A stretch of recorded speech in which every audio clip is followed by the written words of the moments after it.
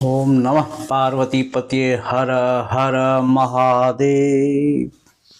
आज हम एक्सरसाइज 7.2 का क्वेश्चन नंबर 7 और 8 डील करने जा रहे हैं। क्वेश्चन 7 देखिए, एक्सरसाइज 7.2।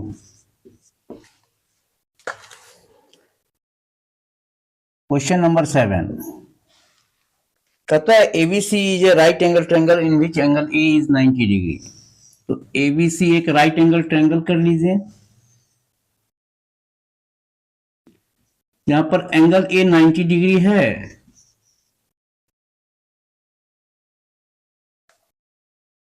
और A B equal to A C.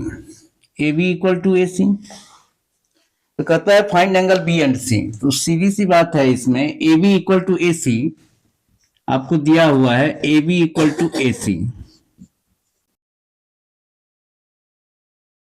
It means A B का सामने का कोण angle C. It implies that angle C equal to angle B.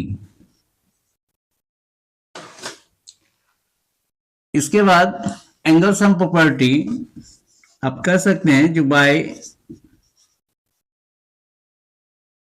Angle sum property of triangle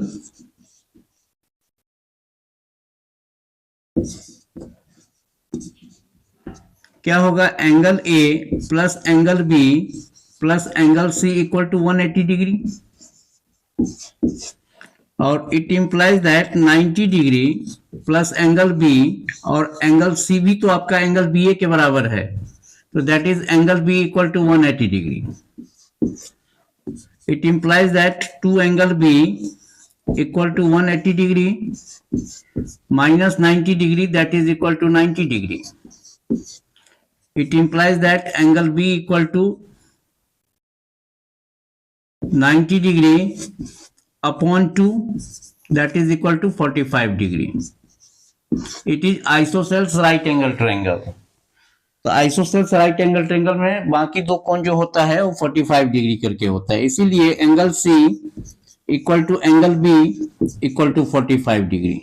तो एंगल बी भी आपका 45 डिग्री होगा और एंगल सी भी जो होगा वो आपका कितना हो जाएगा, 45 डिग्री हो जाएगा। ये 90 डिग्री है तो इस दोनों का सम आपका 90 डिग्री बचेगा, क्योंकि ट्रायंगल का तीनों एंगल का सम आपका 180 डिग्री होता है। इसके बाद चूंकि दोनों साइड इक्वल है तो ये दोनों एंगल भी आपस में इक्वल हो जाएंगे, तो दोनों एंगल इक्वल हो जाएंगे तो उससे आपको 45 डिग्री आ जाएगा। इसके बाद है 8वां, कहता है so that the angles of an equilateral triangle are 60 degree each. ठीक है, suppose that this is an equilateral triangle a b और सी। इसमें क्या है, इक्विलैटरल ट्रायंगल किसको कहते हैं, जिसका तीनों साइड इक्वल होता है। तो A B equal to B C equal to C A, तीनों साइड आपका इक्वल है। तो सीधी सी बात है, अब इसमें देखिए by a B equal to B c, A B equal to B c होगा तो ये इंप्लाइज क्या करेगा, ए बी का सामने का कोण angle C equal to B C के सामने का कोण that is angle A, angle C equal to angle A.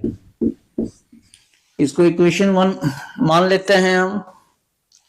By B C equal to C A, by B C equal to C A क्या होगा, हमको बी सी के सामने का कोण angle A equal to C A का सामने का कोण एंगल बी, ये आपका दूसरा हो गया। अब देखिए क्या होता है, जो बाय 1 and 2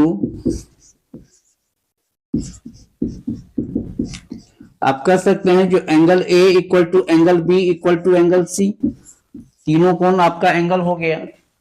अब आइए in triangle a B C क्या देख रहे हैं, जो angle A plus angle B plus angle C will be 180 degree.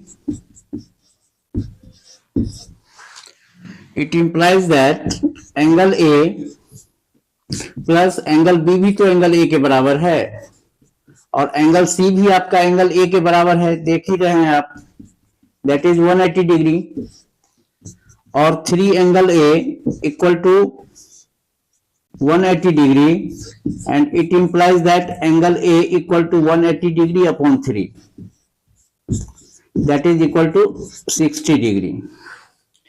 और यहां पर हम देखें जो angle A equal to angle B equal to angle C, तो इसका अर्थ हुआ जो एंगल ए अगर 60 डिग्री तो बी भी 60 डिग्री होगा और सी भी 60 डिग्री होगा।